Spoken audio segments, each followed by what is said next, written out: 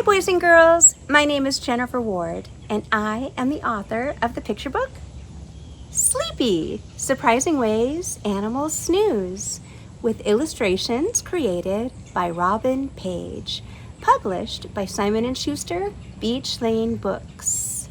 I thought it would be fun to do story time outdoors today because I love being outside. I love listening for sounds in nature. Do you hear any birds? I hear a woodpecker. And I heard some blue jays. And I hear the breeze. And I love spying on nature. Being outside, it makes me curious and it makes me wonder. And that's how I get ideas for the stories that I write for you. So let's open this book and take a peek at the amazing ways animals sleep. Sleepy, surprising ways animals snooze. All animals sleep, but not all animals sleep in the same way.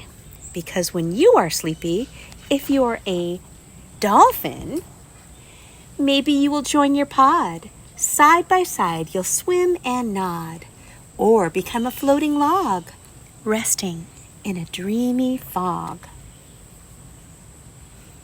A dolphin is a mammal that must swim to the water's surface each time it wants to breathe air through its blowhole into its lungs. But how can a dolphin both swim and sleep? Well, it does this by sleeping with half of its brain awake and half of its brain asleep. Something scientists call unihemispheric slow wave sleep. But we can just call it half brain sleep. Isn't that amazing? Who knew? If you're a little brown bat, for 20 hours each day you choose to dangle upside down and snooze in a cave or under bark until the sky above is dark. If you're a hummingbird, torpor is your type of sleep. It's a sleep that's very deep.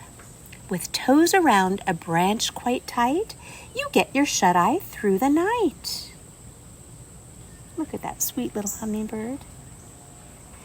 If you're a snake, you lie still with open eyes, spectacles worn as a guise.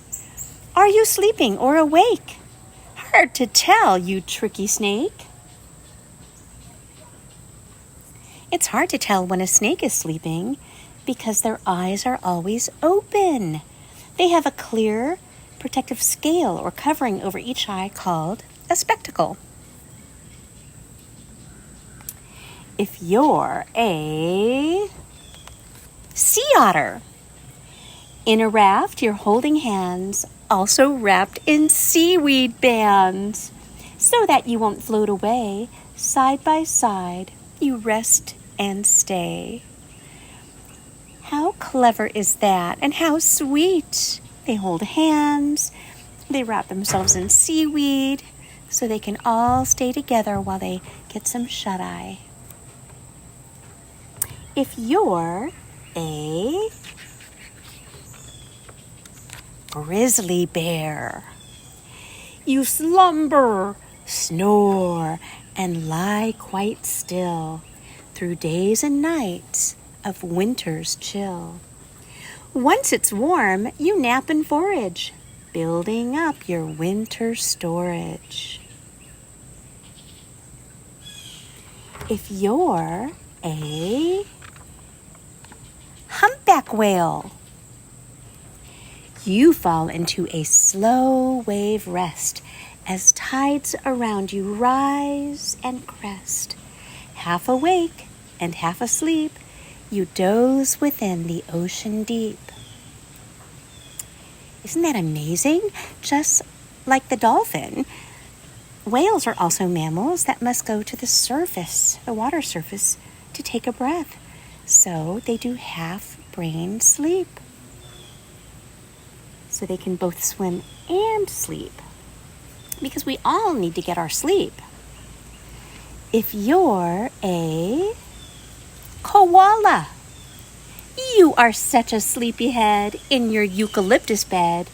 You'll snack and chew an hour or two, then back to sleep when you are through.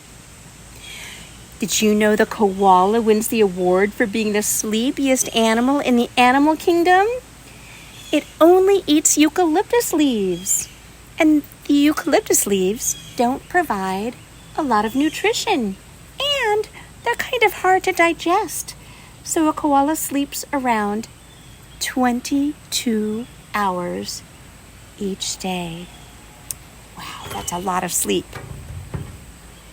If you're a frog, you hide beneath a log or leaf, hushed and tucked, your bedtime brief. In wintertime, you snuggle deep and slowly, slowly, slowly sleep. If you're a giraffe, when it's time to stop and doze, you perform the perfect pose. You curl your neck and place your head upon your back, a giraffe bed. Giraffes can sleep standing up or lying down, but they only sleep in short bursts for about 5 minutes at a time. If you're an African elephant, you may lie down, but often stand to slumber in your wild land. Your trunk stops moving, keeping still, a brief but mighty elephant chill.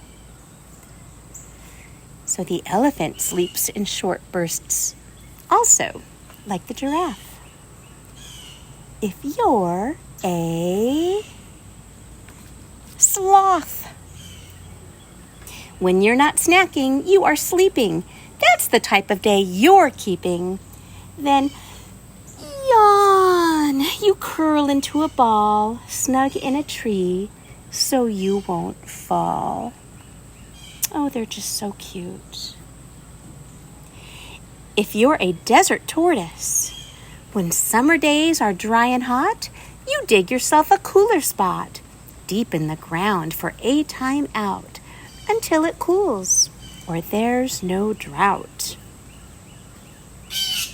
Can you imagine living in a desert such as the Mojave Desert or the Sonoran Desert, where temperatures are often over 100 degrees Fahrenheit?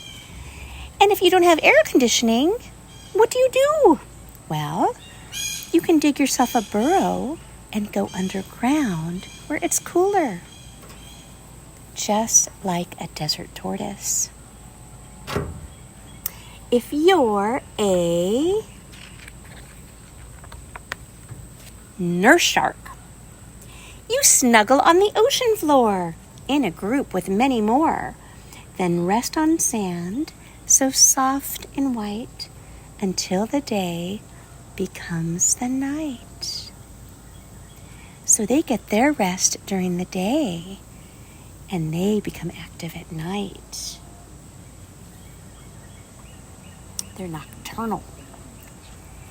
If you're a great frigate bird, you find a cloud and hitch a ride on thermal drafts that help you glide and circle upward, high to catch a rest while on the fly. Frigate birds go out to sea for months at a time without returning to land. And this is really remarkable because they cannot swim or float on the water. So they sleep while they fly. They use half-brain sleep, just like dolphins and whales. If you're an orangutan, each night you use a cozy nest high in treetops where you rest, weaving branches, leaves, and twigs as bedding for the perfect digs.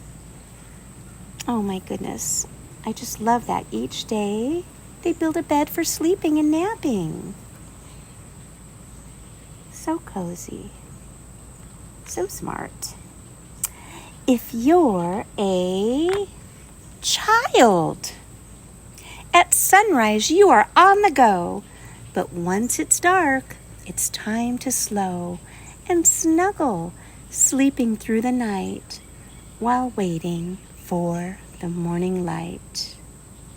The back of the book has all kinds of cool information about sleep. Robin Page created these really neat pictographs that show you at a quick glance how much sleep each animal in the book gets per day. There's also information about the different types of sleep. And, of course, I acknowledge the amazing researchers and scientists who helped me with the facts so that I could write this book. That said, happy reading and wishing you sweet dreams always.